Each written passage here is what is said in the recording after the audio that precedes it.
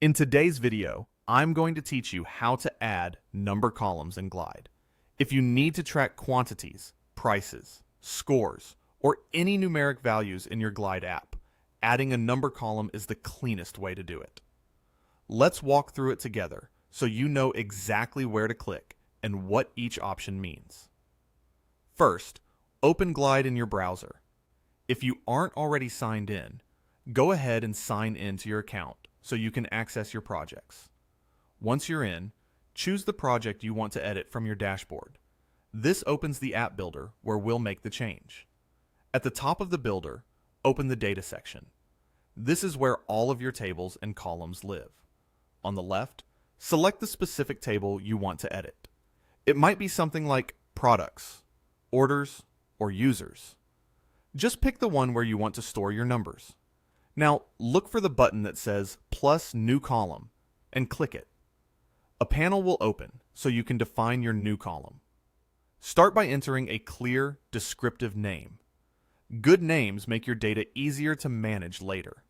For example, use price, quantity, or score instead of something vague. Consistent naming helps when you're building filters, calculations, and components. Next, set the type to number under the basics section. Choosing number, rather than text, tells Glide to treat the values as real numbers, which unlocks calculations, proper sorting, and formatting. This is essential if you plan to sum totals, average results, or compare values. After that, choose how you want the number to display. This is where you can set things like decimal places, thousand separators, and specialized formats such as currency or percentages, depending on your needs. If you're tracking money, pick a currency format and set the decimal precision you want. If you're working with whole counts, you can remove decimals for a cleaner look. Think about how your users will read the data and select a format that makes it instantly understandable. When everything looks good, click Save. Your new number column will appear in the table right away.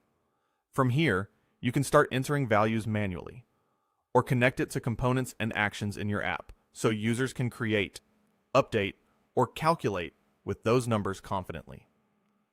Thanks for watching this step-by-step Glide tutorial.